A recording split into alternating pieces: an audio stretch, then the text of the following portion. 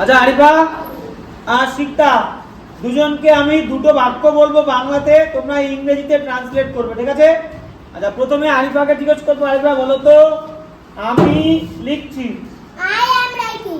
I am writing, সাবাস, good. আচ্ছা শিক্তাকে যদি বলি প্রশ্ন করতে, শিক্তা এই বাক্যটাকে, আমি কি লিখছি?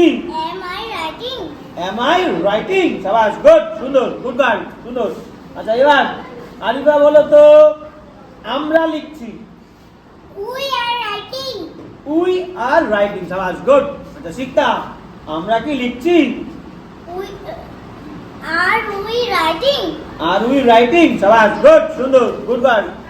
আচ্ছা আরিফা বলো তো দেখি তুমি লিখছো। You are writing, সাবাস, গুড। আচ্ছা শিক্তা তুমি কি লিখছো? Are you writing, সাবাস, গুড। আচ্ছা আরিফা তোমরা লিখছো। You are writing, সাবাস, গুড। তোমরা কি লিখছো? Are you writing, সাবাস, গুড গার্ল, সুন্দর, দুজনেই সুন্দর হচ্ছে। এবার যদি বলি যে একটা ছেলেকে দেখাবো, একটা ছেলেকে দেখিয়ে বলবো সে লিখছে। He is writing, সাবাস, গুড, গুড গার্ল। প্রশ্ন করব সে কি লিখছে? Is he writing, সাবাস, গুড, গুড গার্ল। আচ্ছা আরিফা এবার যদি তোমাকে বলি একটা মেয়েকে দেখিয়ে যে সে লিখছে, কি হবে? She is writing, সাবাস, গুড। আচ্ছা শিক্তা এই বাক্যটাকে প্রশ্ন করতে হবে সে কি লিখছে, একটি মেয়ে। Is she writing, সাবাস, গুড গার্ল, সুন্দর, দুজনেরই সুন্দর হচ্ছে।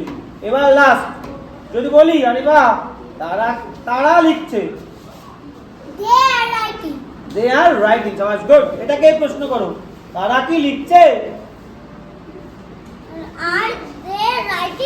Are they writing, সাবাস, গুড গার্ল, সুন্দর।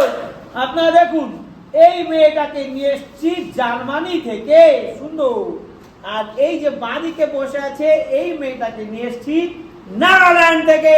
হাততালি, সুন্দর সুন্দর সুন্দর সুন্দর, গুড গার্ল। Okay ready.